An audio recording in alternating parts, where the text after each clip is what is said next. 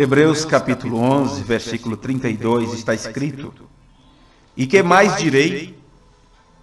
Faltar-me-ia o tempo contando de Gideão, e de Baraque, e de Sansão, e de Jefté, e de Davi, e de Samuel, e dos profetas, os quais pela fé venceram reinos, praticaram a justiça, alcançaram promessas, fecharam as bocas dos leões, apagaram a força do fogo, escaparam do fio da espada, da fraqueza tiraram força, na batalha se esforçaram, puseram em fuga os exércitos dos estranhos. Amém.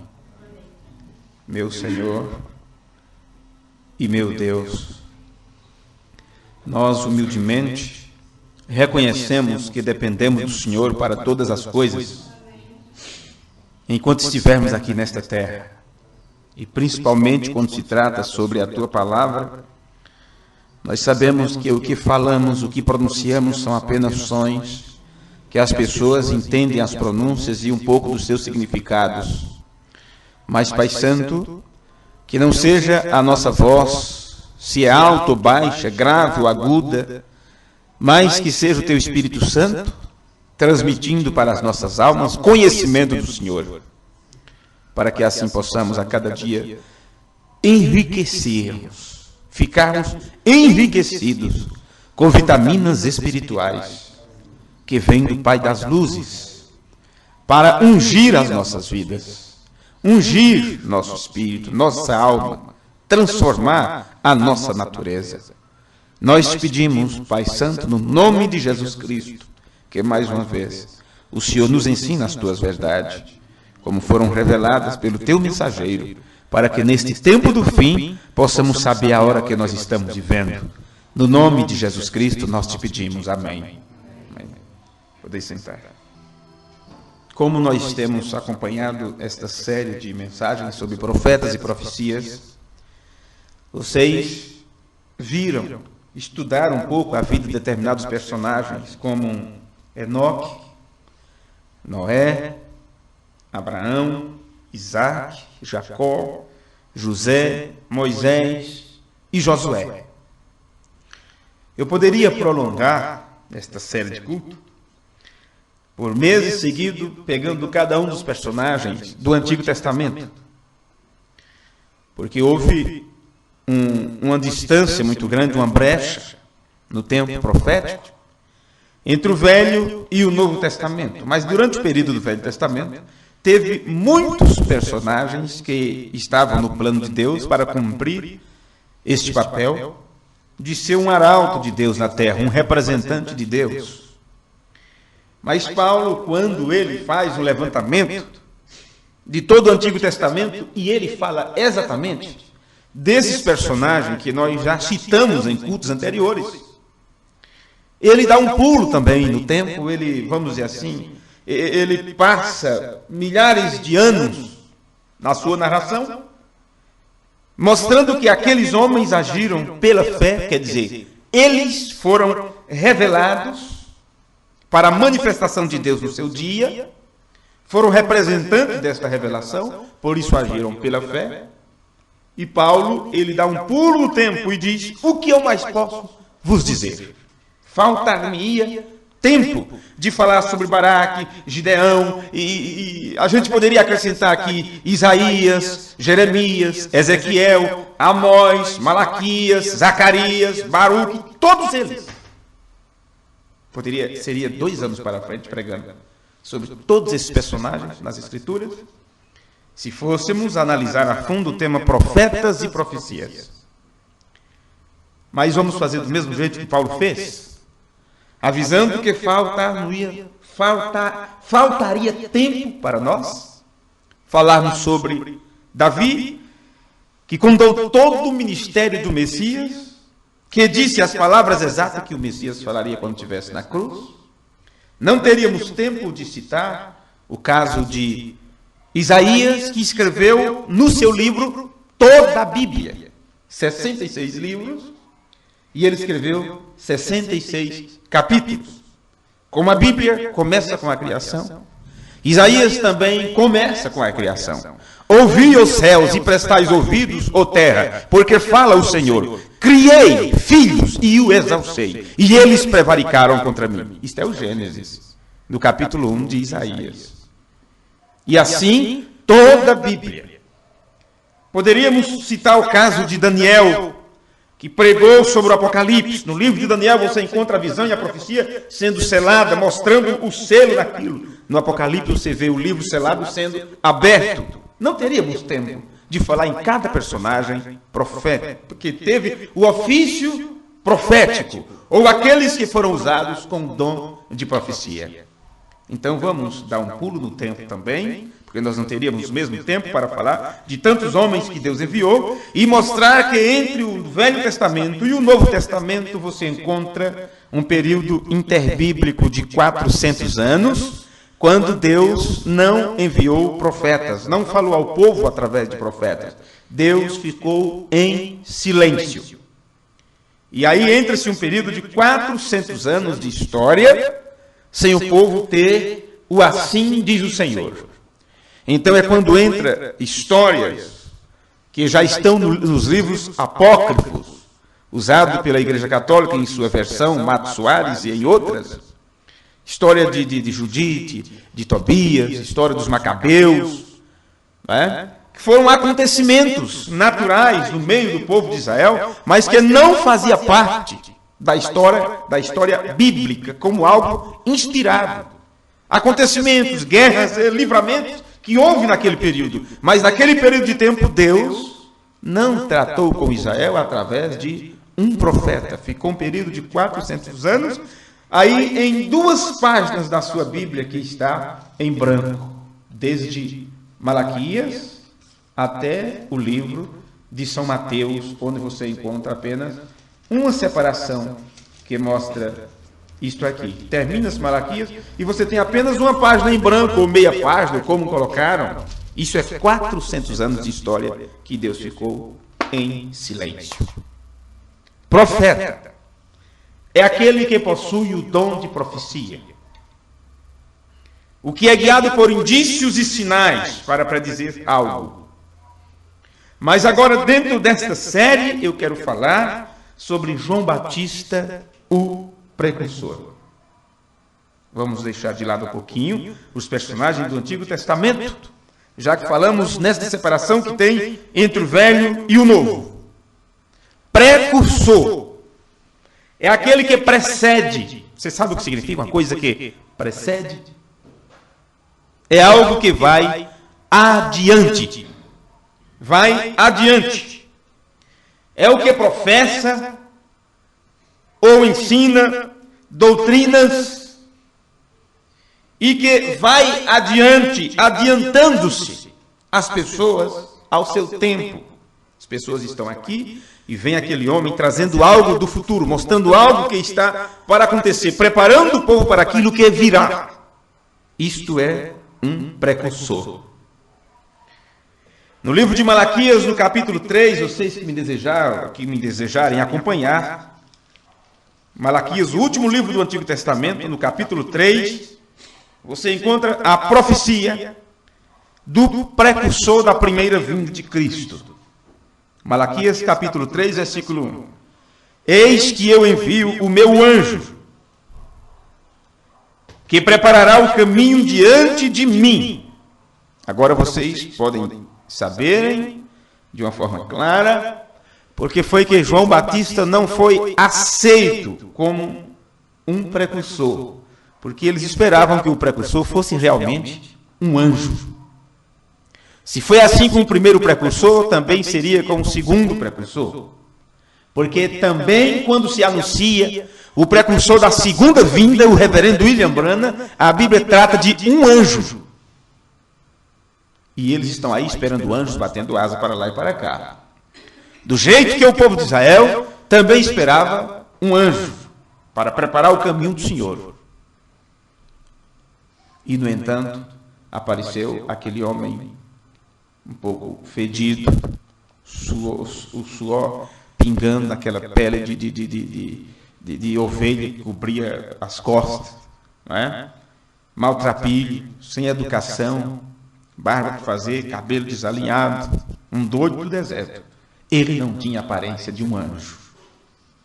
Ele não tinha aparência de um que precede, de um que vem adiante para preparar o povo para o grande acontecimento que está se aproximando. Ele não tinha aquela aparência.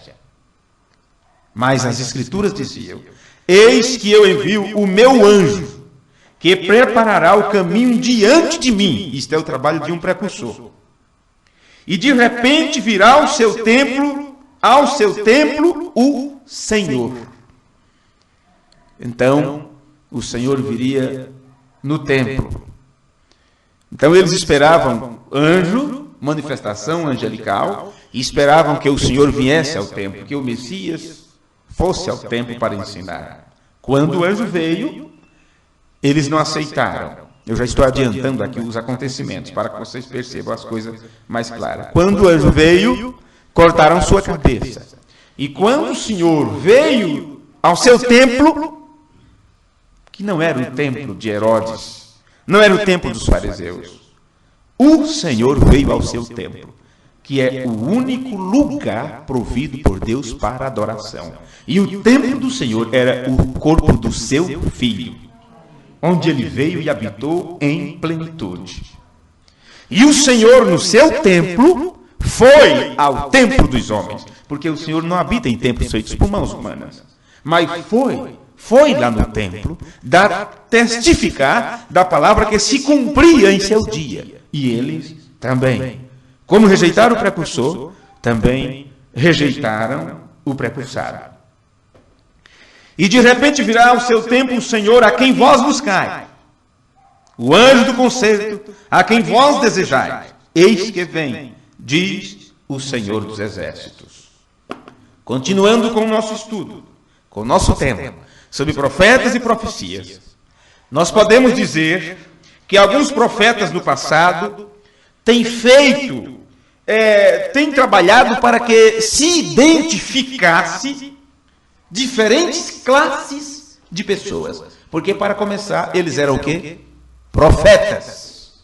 Eles tinham dom de profecia, de prever o futuro, por indícios, sinais que Deus lhe mostrava. Então, esses profetas do passado, eles identificaram entre as várias classes de pessoas, eles tanto identificaram os crentes, como identificaram os incrédulos, como identificaram os personificadores. Os crentes foram identificados como verdadeiros crentes.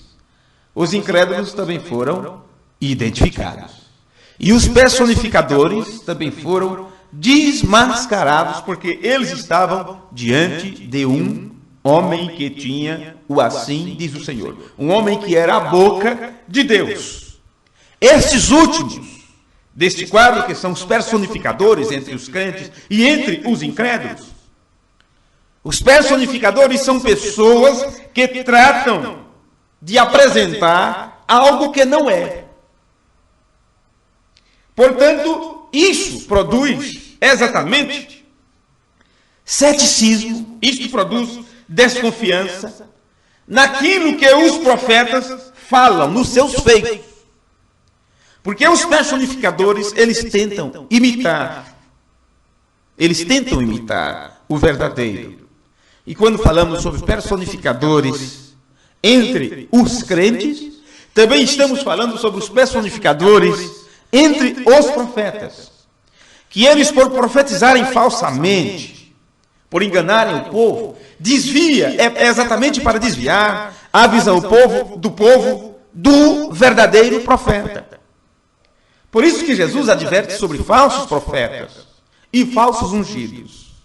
E as pessoas, por medo de falsos profetas e falsos ungidos, eles também rejeitam o verdadeiro profeta.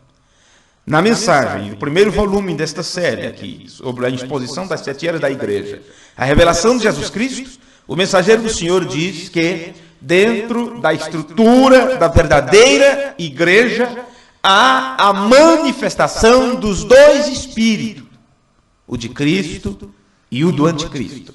Mas, pela revelação do Espírito Santo, se discerne o espírito do erro e assim Satanás fica desmascarado. Ele não tem como se esconder ou como atingir as pessoas. Mas o mais importante desse caso aqui é que se necessita desta classe de pessoa. É que se necessita desta classe de personificação também. Senão você não conheceria o verdadeiro. Se não existe o falso, não se pode saber qual é o verdadeiro. Se não existir a personificação, você não vai saber qual é a verdade. A revelação vem exatamente para te mostrar a diferença entre uma coisa e outra. Ou, aquilo que diz as Escrituras, entre o que serve a Deus e o que não serve. Caso contrário, as pessoas ficarão confundidas. Você sabe que esta classe de pessoas se encontrou cara a cara com João Batista em sua época e chegaram a lhe fazer a seguinte pergunta. Está aqui no livro de João, no capítulo 1, São João, capítulo 1, vamos ler, versículo 19. Veja aqui, como estávamos falando, essa classe de pessoas chegou diante de João e lhe perguntaram algo. João, capítulo 1, versículo 19 e o 20, diz assim: E este é o testemunho de João. Quando os judeus mandaram de Jerusalém sacerdotes e levitas para que lhe perguntassem: Quem és tu? Observe. Quem és tu? E confessou e não negou. Isso é que é bonito em João, no testemunho de João. Ele confessou e não negou. Eu não sou o Cristo. Perguntaram-lhe então: Quem és? Que és? És tu Elias? E disse: Não sou. És tu o profeta? E respondeu: Não. Nada disso João era. Como pode? João confessou e não negou. Eu não sou nada disso. Disseram-lhe, pois, quem és para que demos resposta àqueles que nos enviaram? Que dizes de ti mesmo? Agora, ele teria que dar um testemunho dele próprio. Disse: Eu sou a voz do que clama no deserto. Endireitai o caminho do Senhor, como disse o profeta Isaías. Observe isto. Ele estava ainda clamando. Era a voz que clamava no deserto. Mas as perguntas que fizeram para ele, ele negou todas elas. Quem és tu? Primeiro ele disse: Eu não sou o Cristo. Tá. Quem és? Eu não sou Elias. E depois: Eu não sou o profeta. Será que ele não era nada disso? Por que será que João fez essas afirmações? És tu Elias? Não sou. És tu o profeta? Respondeu: não. Por que João fez isso? Vocês já pensaram nesse assunto? Vocês já se perguntaram por que será que João negou? E exatamente negou o que ele era. Não sou Cristo, mas todos os profetas são Cristo. Todos os profetas são Messias. Todos os profetas são ungidos com o Espírito de Cristo, que é o Espírito Santo. A tal ponto que eles são chamados, foram tidos como deuses. Vós sois deuses, aqueles a quem vem a palavra. Eram chamados de deuses, filhos do Altíssimo. O próprio Deus disse para Moisés: Tu serás Deus para eles, e Arão será teu profeta. Observe, o irmão de Moisés. Moisés representava Deus, assumiu o lugar de Deus. Arão assumiu o lugar de Moisés. E assim sucessivamente. É a forma que Deus trabalha.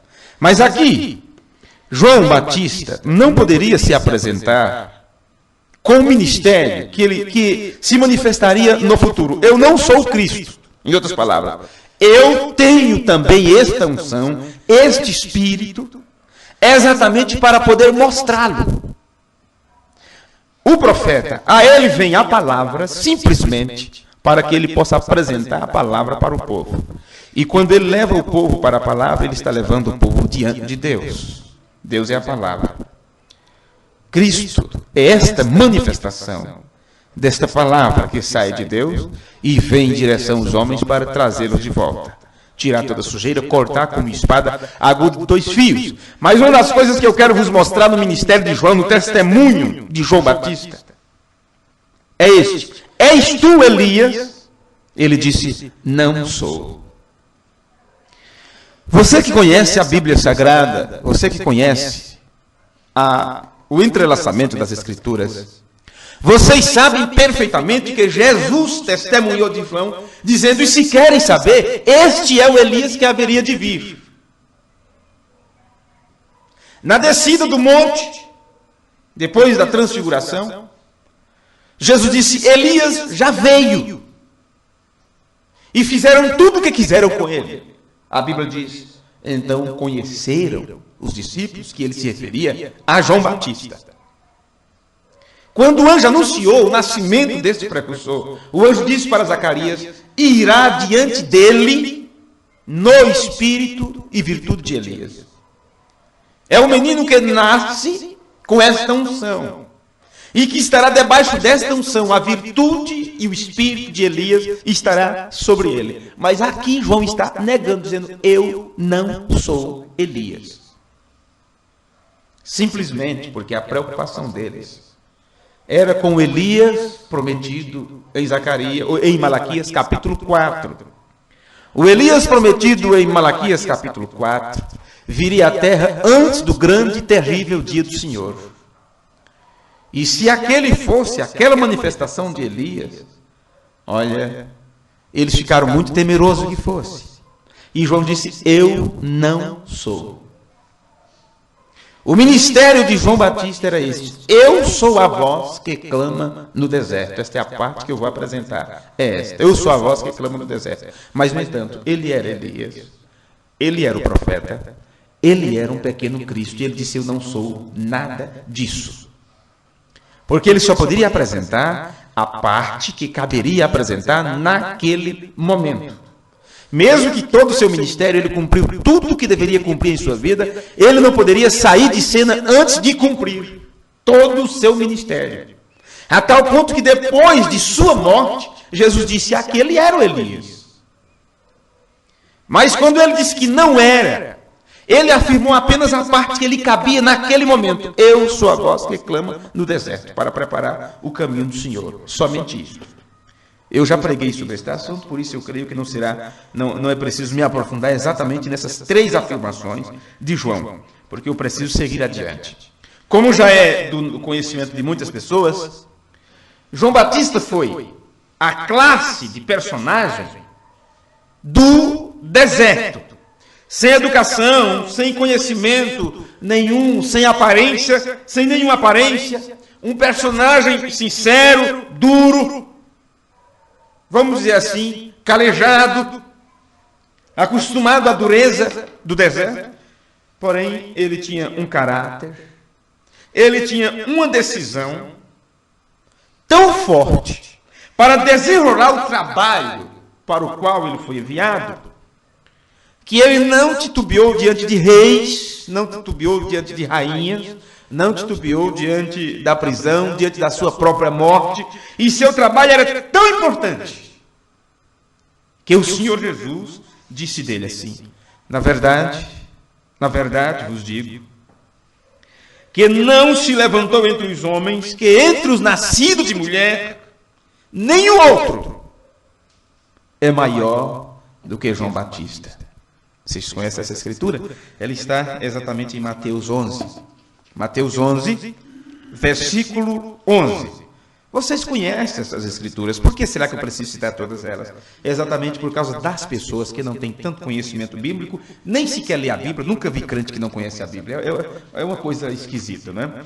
Mas, no entanto, coisas simples você está tão acostumado para muitas pessoas, é uma grande novidade. Diz, puxa, eu não sabia que tinha isso na Bíblia. Então, Mateus capítulo 11, versículo 11. Jesus disse assim.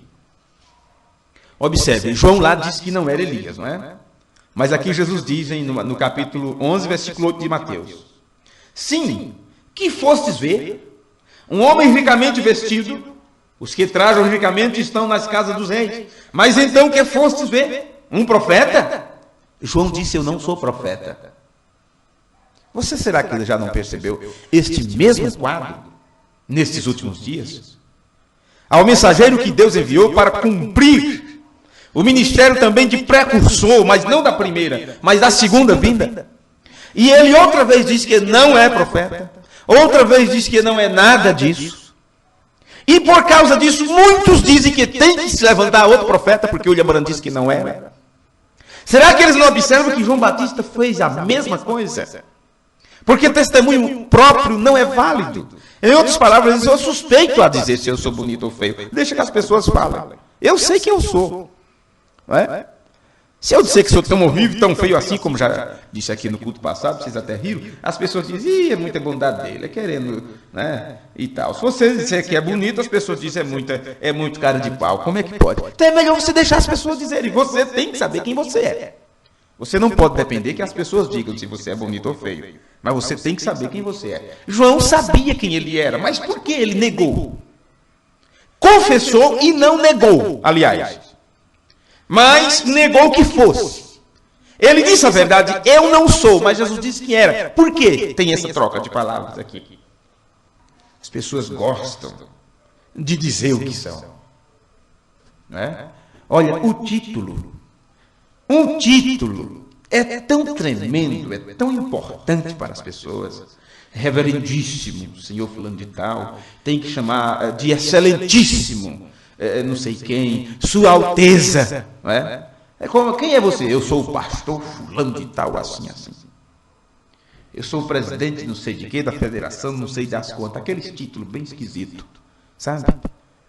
Ninguém se contenta a ser chamado de irmão, irmã, seu fulano, seu ciclano, sabe? Porque as pessoas precisam de títulos, de títulos. És tu o Cristo?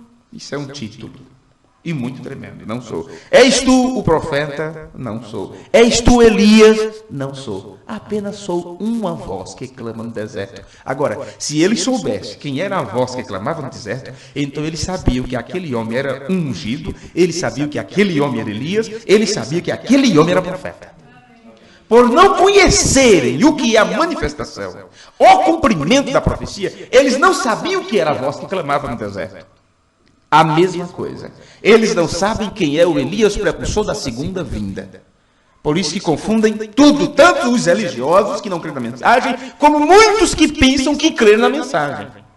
Não conhecem o cumprimento da profecia, não conhecem o cumprimento das escrituras. E por causa de coisas, de afirmações que o mensageiro fez, como João fez, ele diz, então, não era esse, tem que vir outro.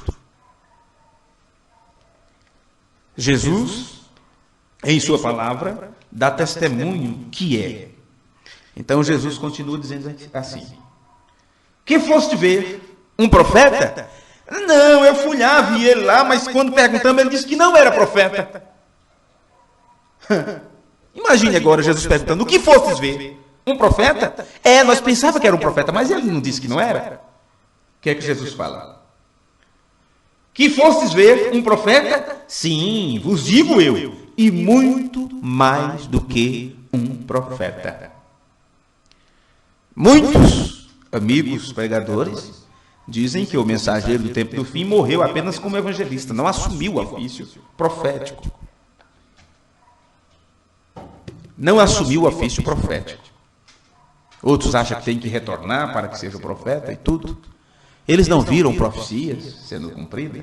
Eles não viram o profeta manifestando a palavra, que é o ofício do profeta, é manifestar a palavra. O profeta é o revelador de mistério. Eles não viram o mistério revelado.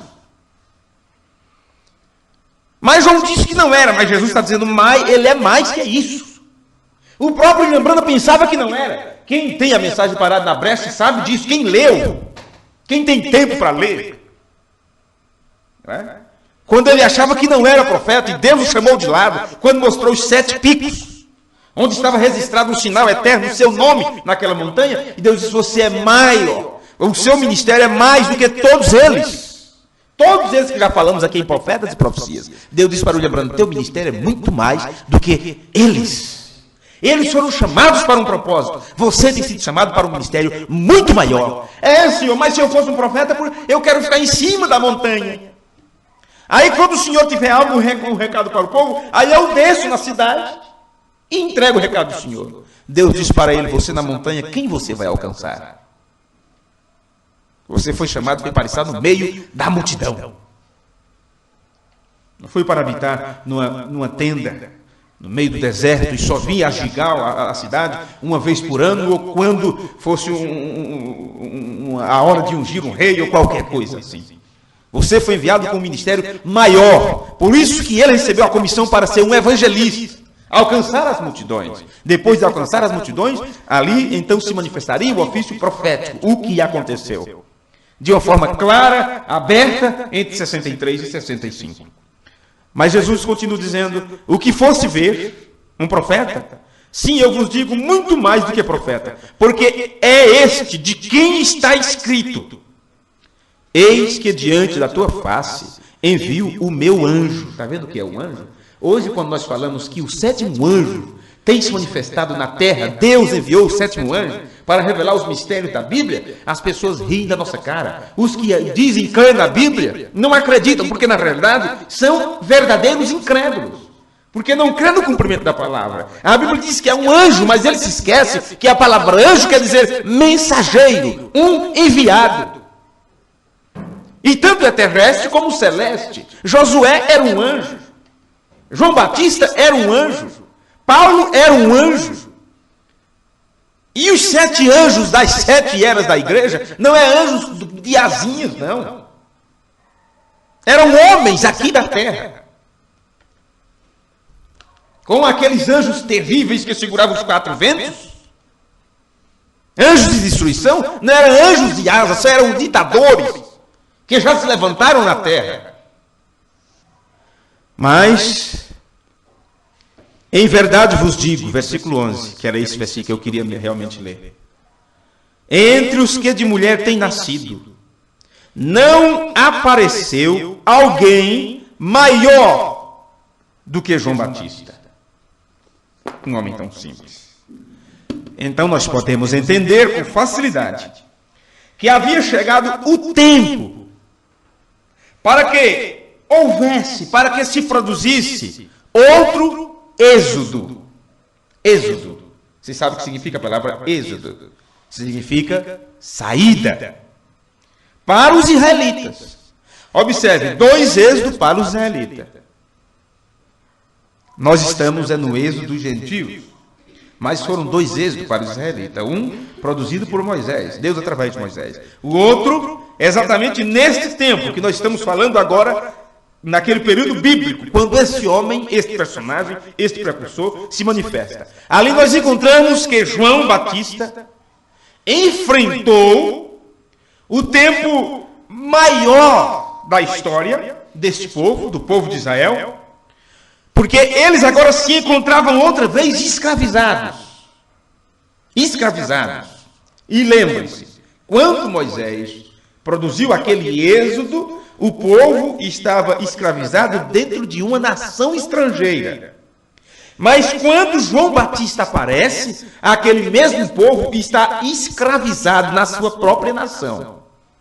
Não era dentro do Egito. E estavam na terra da promessa. Estavam em Jerusalém. Estavam no lugar que Deus deu a Abraão, Isaac e Jacó. E ali outra vez estava escravizado. Por um lado, eles estavam sendo dominados pelo Império Romano, com seu exército sobre eles. E por outro lado, as tradições e as interpretações que os pregadores, que os ministros, que os sacerdotes da época haviam feito com os ensinamentos de Moisés, produziu no meio do povo de Israel uma escravidão espiritual. Portanto, o trabalho deste personagem, o trabalho de João Batista, se tornava tão difícil, Porque ele estava ali, lhe tocava introduzir o batismo nas águas, que eles não conheciam. E isto o que é que aconteceu? Isto trouxe exatamente ciúmes, isto trouxe exatamente um opróbrio para o povo judeu, por causa da doutrina da purificação que eles tinham. Eles já tinham a doutrina da purificação. Nós encontramos em João capítulo 3, outra vez vamos lá no livro de João, João capítulo 3, e o versículo 25, observe como está aqui. João capítulo 3, versículo 25, está escrito assim: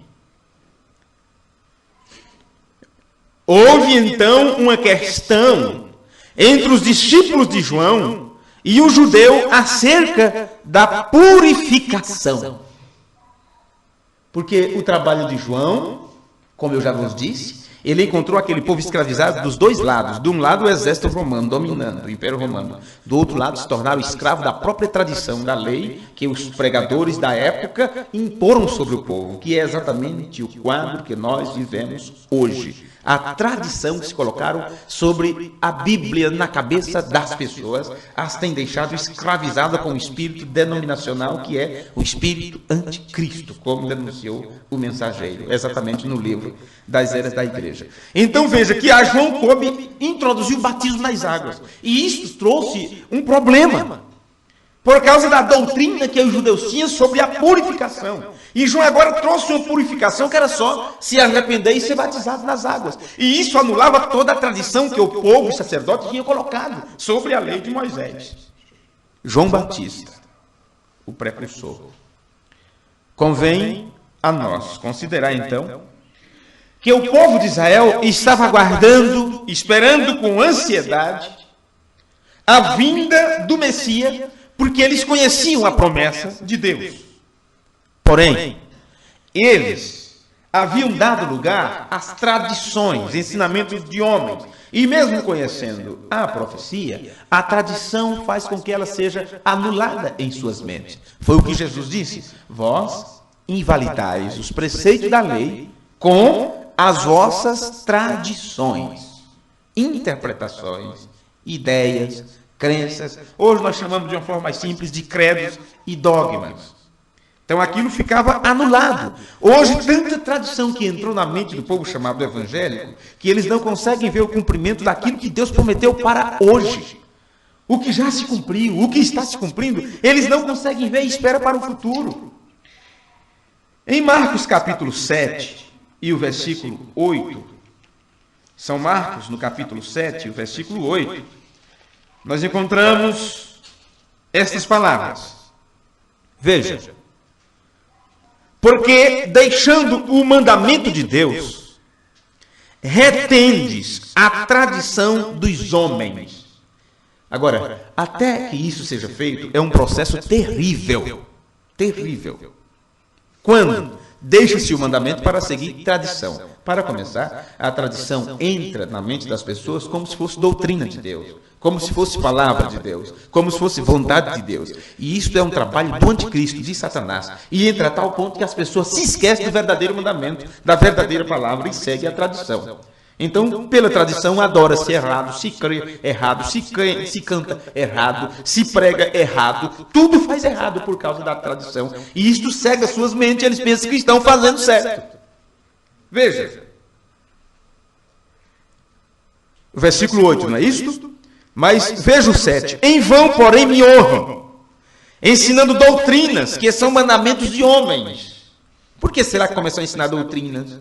Mandamentos que são mandamentos de homens, em vez do mandamento de Deus? O versículo 8 está continuando. Porque, deixando o mandamento de Deus, retendes a tradição dos homens, como o lavar dos jarros e dos corpos, e fazer muitas coisas semelhantes a essas. Então, essa era a preocupação deles, de purificação. Era cuidado nisso, cuidado daquilo, cuidado com a roupa. Se, digamos assim, se uma pessoa faleceu, não é? Morreu, então as vestes não podiam ser tocadas, quem tocasse tinha que se lavar não sei quantos dias, ou não participava da congregação, e todas as coisas, porque tudo era no tempo da lei. E eles colocaram tanta tradição em cima daquilo, que ficou a doutrina de não toque, não cheire, não pegue, não faça, não vá, não venha. Simplesmente nisso se esquecia do principal. De modo que João, como precursor de Jesus, ele teve que introduzir a doutrina do batismo na água, que era uma figura do batismo que Jesus Cristo daria aos crentes. Jesus daria um batismo aos crentes, que o batismo das águas era uma figura. E esse batismo que Jesus daria era exatamente o Espírito Santo e fogo, para trazer uma limpeza total. É o que você encontra em Mateus, capítulo 3, e o versículo 11, na sua Bíblia Sagrada. Mateus, capítulo 3, versículo 11, está escrito: E eu, em verdade, vos batizo com água, para o arrependimento. Mas aquele que vem após mim é mais poderoso do que eu, cujas alparcas não sou digno de lavar. Ele vos batizará com o Espírito Santo e com fogo. Amém. Tem sem lugar para dúvida. João sabia que o segundo êxodo, a segunda saída, estava se aproximando, estava próximo. Só que, nesta ocasião, não era como na época de Moisés, sair de uma terra para outra. Era o segundo êxodo. E não era como sair de uma terra para outra, como Moisés fez com o povo de Israel. Era sair das tradições e interpretações nas quais eles tinham caído e caminhar da dispensação da lei, que era a terra antiga, o lugar antigo da escravidão das tradições, outra vez Egito, outra vez denominação, e sair dali e entrar graça adentro, como poderíamos dizer, e entrar na dispensação da graça. Isto foi um trabalho muito complicado, muito difícil para João Batista fazer. E o caminho, esse caminho era exatamente Jesus Cristo. Não era mais uma trilha pelo deserto, não era nada disso. O caminho deles agora, a volta que eles tinham que dar era em Jesus. E Jesus disse: eu sou o caminho. Eu sou a porta, você tem que entrar por mim. Porém, eles aceitaram? Eles aceitaram isto? Não, senhores, não aceitaram. Por que razão? Por que será que rejeitaram? Simplesmente porque eles foram cegos, eles foram cegados para dar oportunidade aos gentios, os quais também faziam parte do plano da redenção. Gentios somos nós, é todos aqueles que não é judeu. Eles também faziam parte da redenção, e somente uns poucos israelitas creram na mensagem de João. E aqueles poucos que creram naquilo que João pregou, baseando-se nas profecias do Antigo Testamento, aqueles que creram na mensagem de João também creram na mensagem de Jesus. Quando João apontou o cordeiro, eles deixaram João sozinho e seguiram a Jesus. Com toda segurança, os israelitas esperavam ser libertados do domínio romano. Eles estavam crentes disso, porque convém nós recordarmos que nesse tempo eles não tinham rei. Eles não tinham rei sobre eles, nem eram uma nação livre. Quem era o rei que dominava sobre eles? Herodes. Observe, mas esse não era o rei deles. Por isso, eles chamaram a Jesus Rei dos Judeus. O próprio Pilatos colocou a tabuleta na cabeça de Jesus. Este é Jesus Nazareno, o Rei dos Judeus. Porque os judeus não tinham rei naquela época. Um era tetrarca da Galileia, outro era de outro lugar, da Pérea, ou de qualquer um daqueles lugares. O povo judeu estava sem rei. Eles aguardavam a vinda do filho de Davi, o Messias, que o libertaria da escravidão. Por isso eles ficaram contentes quando Jesus entrou em Jerusalém naquele dia, montado em um jumentinho, e todos gritando Hosana ao filho de Davi. Se Jesus tivesse deixado seguir adiante, eles o coroariam como rei deles. Mateus 27, aí pegando isso aqui pensando que é a Bíblia. Mateus 27, vamos ver aqui rapidamente, antes da conclusão. Mateus 27, versículo 37, está escrito assim: e por cima da sua cabeça puseram escrita a sua acusação: este é Jesus, o rei dos judeus.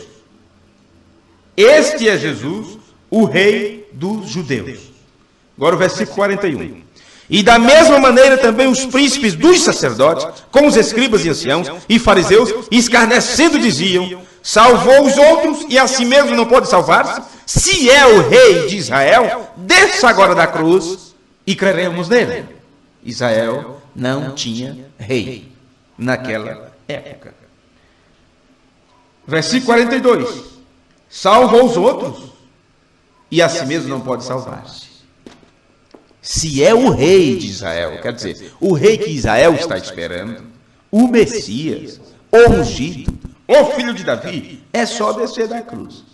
Jesus não desceu. Não era o tipo de rei que eles estavam esperando. Sempre eles esperam de uma forma ao contrário daquilo que a Bíblia diz que seria. Mas, no entanto, Jesus veio do modo que a profecia dizia. A mesma coisa é hoje. O mensageiro, o precursor do tempo final, veio exatamente do jeito que a Bíblia diz que ele viria. Mas as tradições destes dias cegou o entendimento deles e eles acham que não é este. Porém, o mais importante de nosso estudo é que João realizou seu trabalho com um alto grau de responsabilidade, consciente da sua missão, de tal modo que morreu. Seus discípulos simplesmente tomaram seu corpo, porque a cabeça de João foi entregue a Herodias, a qual desejava a sua morte naqueles dias. Cortaram sua cabeça, não sei o que fizeram com ela, mas o seu corpo os discípulos pegaram para sepultar. Mas ele cumpriu o seu papel. E quero deixar bem claro o que eu já falei. Ele disse: eu não sou o Cristo, não sou Elias, não sou o profeta. Ele deixou que esse testemunho Jesus dissesse dele. Que a palavra manifesta a qual ele veio precursar falasse dele. Jesus disse: ele é mais do que um profeta. Ele é o Elias que haveria de vir. Isto para aqueles dias. Ele era a terceira manifestação do ministério de Elias. E para terminar, e agradecendo de todo o coração e respeito a sua paciência e o seu cuidado em aprender estas coisas, eu desejo citar as palavras do mensageiro de Deus para o tempo do fim, o reverendo William Marion Branham, quando ele pregou a mensagem Eventos Modernos que são esclarecidos pela profecia. No parágrafo 224, o irmão Branham disse: João o Batista era outro amante do deserto. Ele não tinha instrução. E ele dizia: vós, gerações de víboras, raças de víbora. Ele era um pregador da natureza, um grande homem de Deus. Viveu curto tempo, porém certamente originou um incêndio através da terra. Ele sacudiu aquela geração e aqueles 6 meses de seu ministério. Eles não creram na palavra de Deus de Malaquias 3. Mesmo que viram claramente pela letra que este era aquele precursor, mesmo assim não creram. Mensagem, eventos modernos que são esclarecidos pela profecia por William Marion Branham. Que Deus os abençoe. No nome de Jesus Cristo.